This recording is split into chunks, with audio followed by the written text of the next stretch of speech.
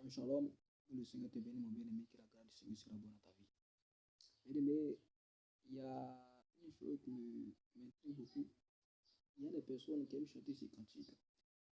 Seigneur, fais-moi voir ta gloire. Ouais, le bien-aimé aime beaucoup chanter ces cantiques. Le bien-aimé aime beaucoup chanter ces cantiques qui dit que Seigneur, fais-moi voir sa gloire. Seigneur, fais-moi voir ta gloire.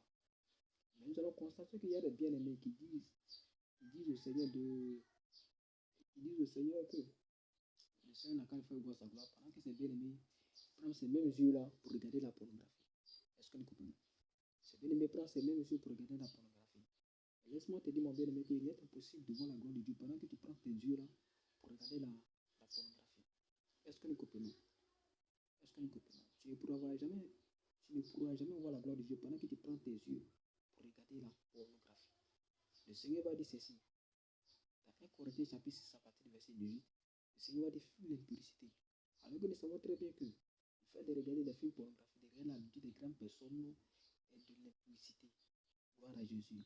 Mais qu'est-ce que l'impurité? L'impurité, c'est la souillure, c'est tout ce qui est souillure, tout ce qui est sale, tout ce qui est impurité.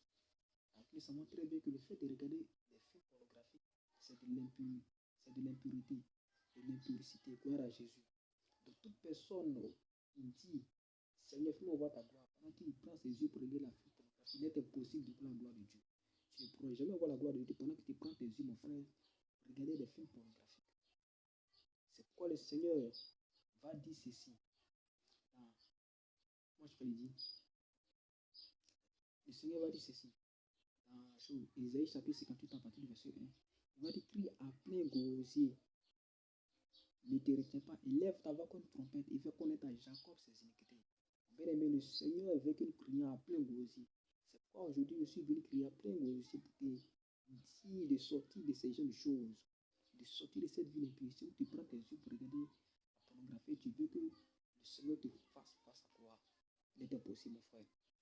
Ces yeux qui sont là, mon bien-aimé, tu dois prendre ces yeux, vous jeter dans les Écritures pour connaître la sagesse du roi Salomon. Est-ce que nous comprenons? Gloire à Jésus. Est-ce que nous comprenons? Donc, mon bien-aimé, la parole va dire ceci encore dans Matthieu chapitre 1, verset 17, que le Seigneur dit, repentez-vous car le royaume de Dieu est proche. Donc, le Seigneur t'appelle à la repentance. Toi qui écoutes ce message, le Seigneur t'appelle à la repentance. Si tu veux voir la gloire de Dieu, il faudrait vivre dans une vie de sainteté pour voir la gloire de Dieu. Mais pendant que tu vis dans une vie de débauche, une vie d'impurité, une vie d'impurité, il est impossible de voir la gloire de Dieu. Que le Seigneur te bénisse. Shalom, shalom.